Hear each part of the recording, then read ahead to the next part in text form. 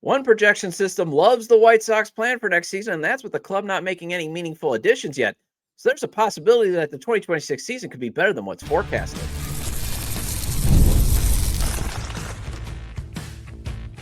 You are Locked On White Sox, your daily Chicago White Sox podcast. Part of the Locked On Podcast Network, your team every day. Hello, I'm Todd Welter. Welcome to Locked On White Sox, part of the Locked On Podcast Network, now the #1 sports podcast network. I'm a lifelong Sox fan. I've been podcasting here for over a year and a half and covering the team well before then, and also I've covered Major League Baseball for outlets such as the Associated Press. Well, I'm going to get to this week's Fan Poll Friday and go over what you everydayers voted on when it comes to some offseason decisions like pursuing Adolis, Garcia in free agency and Luis Robert Jr.'s future with the team, after I share with you some interesting insights about how the White Sox could use the overseas market to improve their pitching. But first, let's discuss the ZiPS projection on the White Sox that just came out that does project some internal improvement, but also does not include any potential free agent additions, leaving the chance 2026 could be even better than what is forecasted. Today's episode is brought to you by Game Time. Download the Game Time app, create an account, and use code LOCKEDONMLB for $20 off your first purchase. Well, FanGraphs' Dan Szymborski has already released his ZiPS projections for the White Sox 2026 season. And first, his simulations turned out that the White Sox, for the first time in a while, is going to have no one sporting a negative WAR. The talent floor continues to be raised. People, let's celebrate that. Well, I mean, moral victory. But the other thing that stands out to me is the projections that he ran doesn't include any free agent additions that the team has yet to make. So there's the possibility that the club could be better than what ZiPS is projecting. So here is what the projection has to say about how the WAR will shake out for the Chicago White Sox lineup next season. And the first takeaway is the overall value should be better than what was projected for the 2025 season, as you can see. And I've got the tweet that Dan Szymborski shared at Szymborski. And again, the biggest standout is they're definitely going to be better than what was projected in 2025. Because when you take a look at what he had out on 2025, the biggest takeaway was Luis Robert Jr. was going to be the only star player. And obviously he fell short of that with a very inconsistent 2025 season. But the bullpen was projected to be awful, a minus 1.6 F4 projection for the total group. Now, to give you a little bit of hope, they did beat the projection in that they at least were overall pretty solid for what they ran out. They were just terrible in high leverage situations. But then for those watching on YouTube, I've got the graphic back up.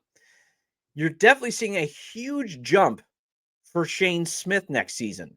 He's projected to have at least a 2.6 F4. It really likes the shortstop duo of Colson Montgomery and then obviously Chase Maedroff backing him up on days that maybe you give, Colson a day off or you move him to third base. But they definitely think there's some value there with a 2.7 F4 finish. And he still likes Luis Robert Jr. with Derek Hill backing him up with a 2.7 F4. But look at the jump that he has in the bullpen, a 2.4 F4 finish. And if that happens, hopefully that leads to more wins next season. But here's the biggest takeaway that he had in his write-up. The 2025 White Sox performed the very weird dual feat of being one of baseball's most improved teams compared to 2024 and losing more than 100 games. There wasn't much in the way of quality baseball on the South Side, but the Sox actually had enough things go their way this time around that they didn't perform at the low end of their talent level. There were even a few things to like about the team, even enough to motivate fans to turn on a game out of more than morbid curiosity. One thing you'll notice when looking at the depth chart below, no negative numbers. That's a pretty low baseline, but the Sox have added enough talent that they're clearly better than any of the teams in the International League. And while it's sad, at the same point now, it's somewhat encouraging because think about how bad the White Sox were in 2024, that there was this feeling that a AAA team in the International League or the Pacific Coast League probably had more value and more talent. Maybe though, I think at one point the AA Birmingham Barons were probably better than the 2024 White Sox. So obviously you're starting to see that now trickle up to the big league level. And the main takeaway though that I've discussed is, and kind of emphasizes, this projection, as you saw, the White Sox still have not made any major free agent additions. So they have the room to add more. They have the room to really beat this projection. Because remember, right now, the payroll is only projected to be around $56 million per spot rack. And if GM Chris Getz is authorized to go to, say, like $90 million, like SoxMachine.com has been using for their offseason project plan for fans to fill out, which I highly recommend that you do. Or even if it's as low as the $77 million that the payroll finished at 2025. Or even if it's around, I think it was like the opening day payroll I've seen project, that it was somewhere between 87 and 89 million. Either way, Getz should have 21 million to 34 million to use in the offseason. And I would love for Jerry to authorize, like, let's say $100 million payroll. Because if he gives his general manager that much money, obviously you're now looking at 44 million to work with. And that could provide a better veteran supporting cast around this young core. And that is why with the right signings, this club could beat these projections. But keyword, right? And another keyword, signings.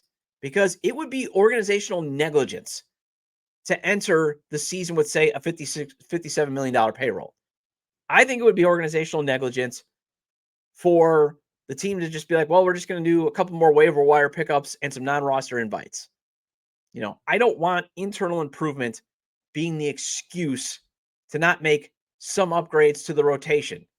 Even though, again, I'm going to bring up the graphic, though. ZiPS does project, again, at least a raised floor season for Davis Martin at 1.6 and possibly decent year for Sean Burke at 1.2. But then you see they're factoring in Jonathan Cannon. They're factoring in, Duncan Davitt and Drew Thorpe eventually coming off the injured list, and then Tanner McDougal. Obviously, I would love to see Tanner McDougal at some point in the season make his debut, and maybe even, Hagen Smith and Noah Schultz. But I think if you want to give yourself a chance to obviously jump in the standings, add 2 more veteran free agents. And I'll even discuss, 2 starters that they could target in the second segment. And a 2.5 F4 bullpen, that looks nice. But let's make some more additions to up that WAR and make sure the club can win more of those close games. Because remember, they only had 15 wins in games decided by a single runs, and they were in a lot of them, 51 of them. So you could get that 10 to 15 win improvement that I think everybody is actually expecting by winning more of those close games by upgrading your talent there. Now, first base clearly needs to be upgraded, as even though it didn't work out to be a 1 F4 season that Szymborski projected in 2025, you can see going back to what he projects, you have 0.7 WAR for Lenine Sosa, Miguel Vargas, and Curtis Mead. Although I think those in reality would do much better at the plate than Andrew Vaughn did on the south side. And I also got a feeling the low WAR projection is actually Sosa's defense. But still, go get an upgrade, even if it is Rice Hoskins or Ryan O'Hearn, or man, the dream is Kazuma Okamoto. That would just be the dream. But just use this offseason as an opportunity to improve in the standings. Because I know I've been saying wins and losses don't matter next season. Obviously, internal improvement does. But enhance the roster. And also enhance the roster so, again, you could get maybe that 15-game win increase, because I do think that should be an expectation. Let's get to 70, 75 wins, so that way we know that this rebuild is going in the right direction. Well, my buddy Besnik Zekiri was on the show a few days ago, and I had to cut some of what we discussed for time. And I'm going to run that portion today, as he had some interesting insights on how the White Sox could get some upgrades using the overseas markets, and that's coming up after the break. The NFL season is in full swing, and honestly, there's nothing better than being in the stadium surrounded by fans cheering on your team. But let's be honest, getting tickets, that can be a hassle between queues, login screens, and prices jumping at checkout. It's frustrating. That's why I use Game Time, the app that gives the advantage back to fans. Game Time is fast, easy, and backed by the Game Time guarantee. You'll always get 100% authentic tickets delivered on time and at the best price. Plus, all fees are included, so the price you see is the price you pay. I pulled up Game Time, and in just a couple taps, I saw amazing deals. I'm talking about your favorite NFL games for as low as $100. I also recently used Game Time to get a great deal on 10 tickets for when Milwaukee took on Los Angeles and Luka Doncic. My brother-in-law, nephew, niece, and their side of the family, and we all got a great deal through the app to sit together and watch Giannis and Luka battle it out Wasn't a headache to find 10 seats close together, and it also had a great view of the game. Honestly, it's faster, cheaper, and less stressful than any other way I bought tickets. Download the Game Time app, create an account, and use code LOCKEDONMLB for $20 off your first purchase. Terms apply. Again, that's promo code LOCKEDONMLB for $20 off. Swipe, tap, ticket, go! Download Game Time today. Welcome back to Locked On White Sox. I'm your host, Todd Welter. Thank you for making Locked On White Sox your first listen of the day. And thank you for making Locked On the #1 sports podcast network. Make sure to hit the like button on today's episode. Subscribe to the YouTube channel at Locked On White Sox. And if you can't catch the show on YouTube, you can get the audio version of the show on places such as Apple or Spotify. So make sure to follow or subscribe at wherever you get your podcasts. Either way, get your 30-minute fix of Chicago White Sox baseball venting with me and maybe some hope. Also, make sure to check out my written content at SouthsideSox.com and OnTapSportsNet.com. And Besnik Zekiri from OnTapSportsNet.com was on the show with me a few days ago, and I had to cut some of our conversation for time. And I want to bring back that portion, as Bez had a good point on how the White Sox could get a little bit better in the rotation by tapping into the overseas market. Anthony Kay, Kay, and as an expert scholar on Japan's professional baseball league.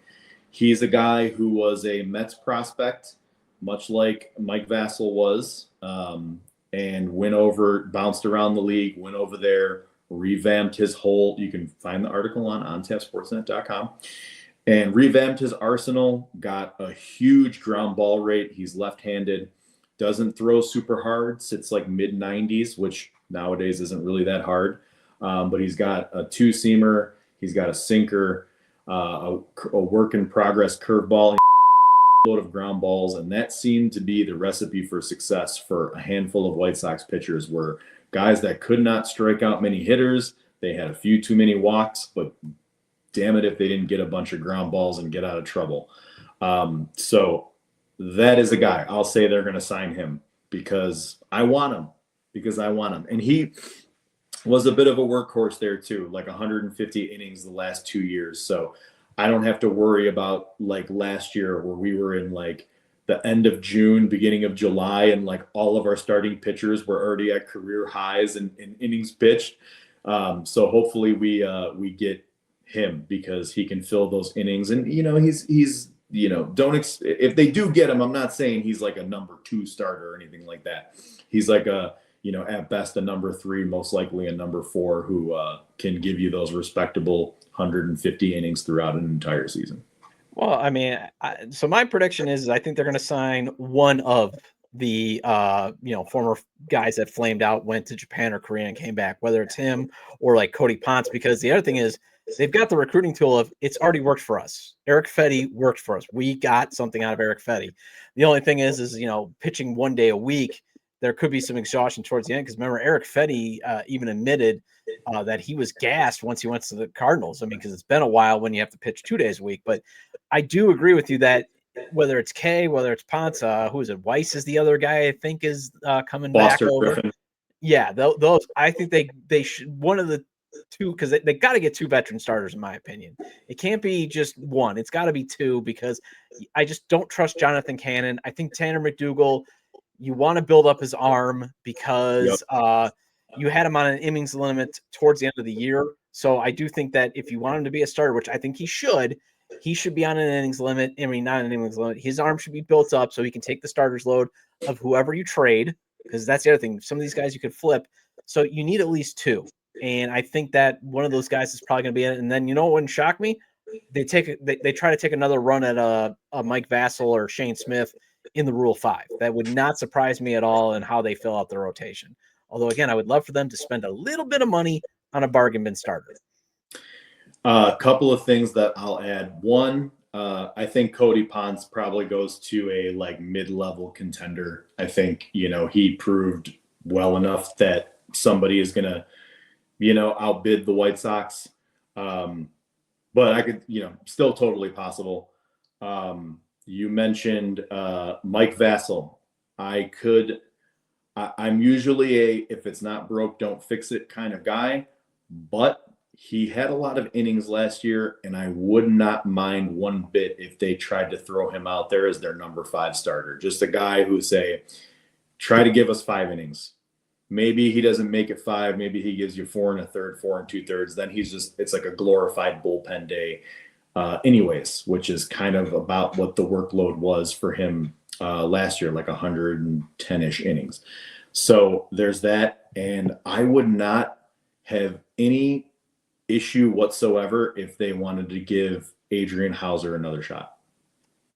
Yeah, I mean, I think giving Adrian Hauser another shot, or if it's combined Adrian Hauser and Martin Perez to cover for the first couple of months, I'm not opposed to that. Like, I get why they said no to Martin Perez's 10 million. Everybody knew that, but yeah, like those two guys, that would be fine. They just need some innings to be eaten up in the first half because fingers crossed, I'm kind of skeptics. If everything goes well, you're going to be looking at probably Noah Schultz and Hagen Smith and Tanner McDougal, hopefully all making their major league debuts, whether it's in the rotation or the bullpen, but hopefully the rotation. And Drew Thorpe might be back. I mean, That's another guy that we can't forget because of that elite changeup that he has, even though he doesn't have the velocity. And maybe now cleaning up his elbow might actually get that fastball back up to 94. I forgot. I think it was Eli, the pitching coach at AA, he said in an interview once, I think it was with Chuck Garfien, that bone spur may have been impinging that was only allowing him to throw 90-91 on his fastball, but he can get up. I remember the scouting report said he could get up to 94. The problem is it just has no movement. So he's got to get to 94. Otherwise it gets tattooed. Right. He needs to get it up to 94. He needs to develop a third pitch to kind of keep people off of that fastball and maybe pitch backwards, like, leading with a slider or a curve or a two-seamer, something to keep people off of that fastball because it's not very good. I am not very high on Drew Thorpe. I think eventually his destination is the bullpen.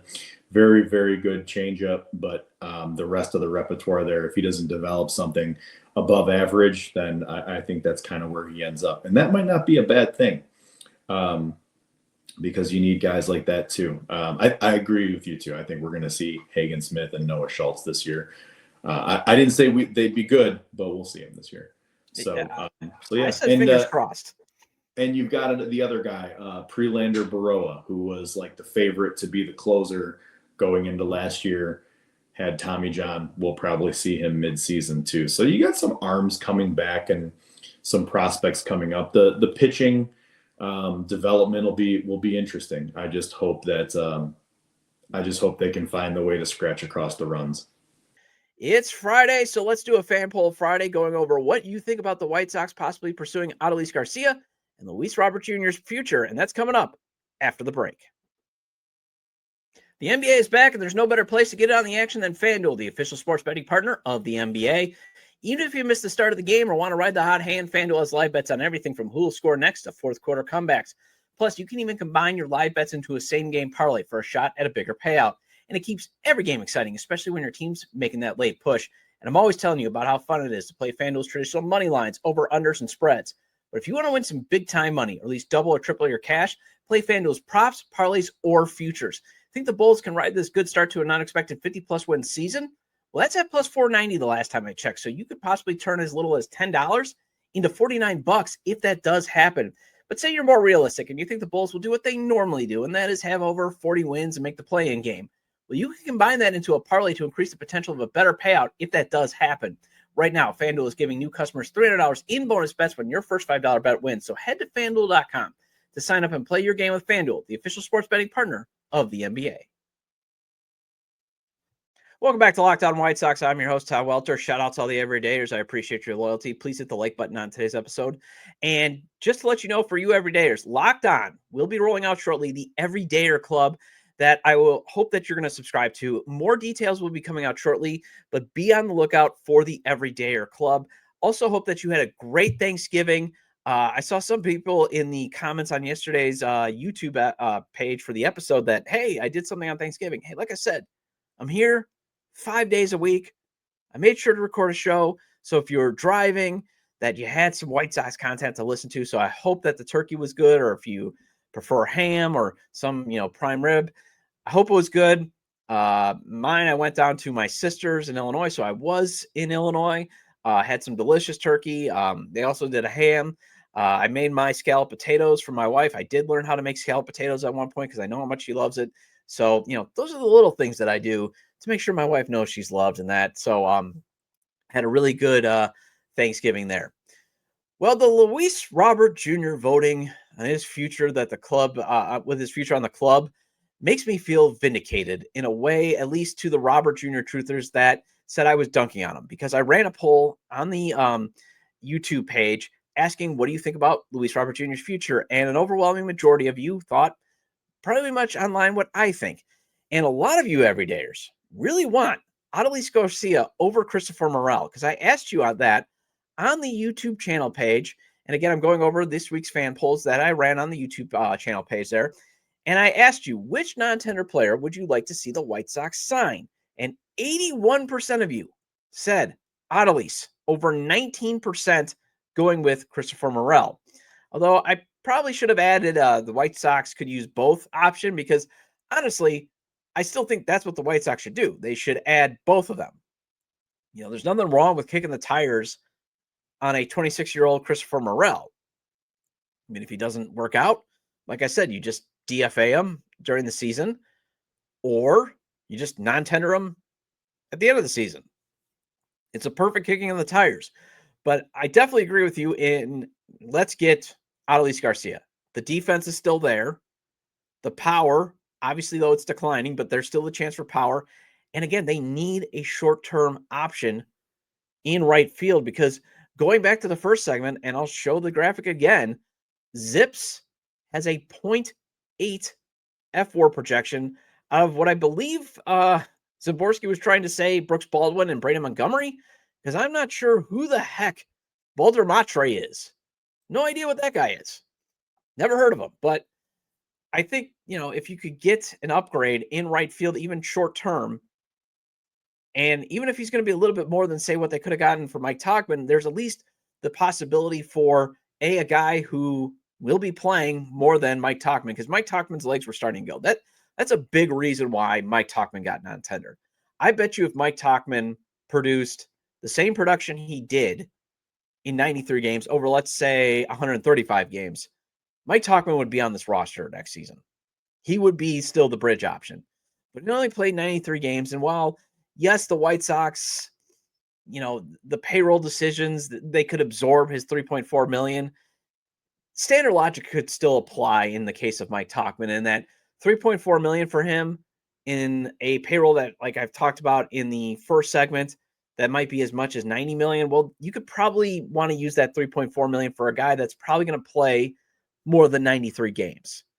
You probably want to be, again, even last year, they only paid Michael A. Taylor $100 million. Or not $100 million, $1 million. Wow, that would be a huge overpay. They never paid a guy $100 million. But they paid Michael A. Taylor $1 million, and Austin Slater 1.5. And then they paid Mike Tauchman 2.2. So basically, they paid three players $3.4 million. So, but if that's what the cost would be for Adolis Garcia, or if it's even $6 million or $7 million, I think you should do that, though, in that case, because again, he could be an everyday player, because he's played no less than 135 games the past couple of seasons. You're just milking the last hopeful good ounces of baseball out of his career, and you're hoping he hits for power. And if he hits for enough power, you're hoping to flip him at the deadline, even if it is for Gerald Rosario, like what happened with Paul DeYoung. It's still worth, the juice is still worth the squeeze, as they say. But for you guys saying that I was dunking on Luis Robert Jr., that, accept it. And I did. I think that was very clear. I just didn't like the process. And I'm not dunking on anybody else saying, hey, Luis Robert's here, it's a moronic take. But I'm just saying the overwhelming majority, at least in this sample, agrees that it's time to move on from Luis Robert Jr. Because I asked, should the White Sox trade Luis Robert Jr. if they get an offer featuring major league talent? And 54% of you said, yes, it's time to move on. 34% of you only said we're moving on if they return his top prospects. And only 12% said no, keep him. And again, perfectly fine with him staying on the team. But if another contender possibly gives up some big league talent, young big league talent, like, say, the Mets offering Mark Vientos, Ronnie Mauricio. Make the deal. Take the deal, dude. Although, there is a possibility that he could have a decent season next year, Luis Robert Jr. So that's why, again, you could take the risk. Because here's what Dan Szymborski wrote in his ZiPS projection write-up. Surprisingly, ZiPS thinks Luis Robert Jr. still has a decent amount of upside left, and the Sox might as well play him and see, since I don't believe any team is going to be willing to pay the Paddle what they'd want to part with him. Which is why, again, I'm fine with bringing him back, at least for one more season, even if it's at $5 million more, to see if the upside is still there. And ZiPS, a lot of projections say that the upside's there. It's just the eye test keeps, saying nope, or it's still very inconsistent.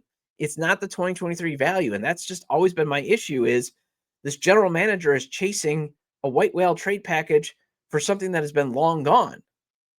And also, it's just a huge risk now to bring him back compared to last season. Because last season, the hope was he gets through April healthy and breaks in May, trade him by June. Just the thinking was, well, he was just hurt a lot in 2024. That's why he underperformed. But for the most part, he was healthy until, he did have that small hamstring strain before he had the big hamstring strain. But for the most part, in April and May, he was fine. And he struggled mightily. So if he has that same type of issue, then the trade value continues to decline, because I don't think any team is going to be like, I got to jump the market to get Luis Robert Jr. Again, where the hope was last year, yes, you wanted to jump the market if he did return to 2023 form. Now you're going to have to hold out hope that he gets through April healthy, because, the cold weather always impacts him, hits well like we saw those last 3 weeks before he went on the injured list. But now that he's got to do it through May, June, and July. Because like I said, I just don't see a team jumping the market. But if he has another sluggish season, or again, if he has another major injury, you might have to seriously consider him paying that $2 million buyout. And then that trade asset is lost for nothing. That is why I keep suggesting it might be just better to settle for pennies on the dollar rather than get nothing at all. So if you do get, like, again, a Mark Vientos offer, take it. That's all I'm saying. And it sounds like a majority here agrees that, take the deal if you get a chance to add some young major league talent that just needs a runway. Well, that wraps up this edition of Locked On White Sox. Thank you for making Locked On your first listen every day. For your second listen, find Locked On MLB. Find the Locked On MLB podcast, where there's no offseason. Solely keeps you up to date on contract negotiations, rumors, and everything you need to be the most informed MLB fan. Find Locked On MLB on YouTube, or listen to your podcast. Part of the Locked On Podcast Network, your team every day. Well, I'll be back on Monday as I want to discuss the ZiPS projections a bit more in terms of what certain players will produce. As I kind of just focus more on the overall picture, I kind of want to dive deep into Dan Szymborski predicting that the White Sox offense might be one of the worst in the league. You can leave comments about today's episode on the episode page on YouTube via email, lockedonwhitesox@gmail.com, on X, formerly Twitter, @LockedOnSox, or @ToddJDub. Also, make sure to like today's episode on YouTube, leave a 5-star review at wherever you get your podcast. Also, subscribe to the YouTube channel @LockedOnWhiteSox, or wherever you get your audio podcast. Have a great day. Have a great weekend, and I will talk to you Monday.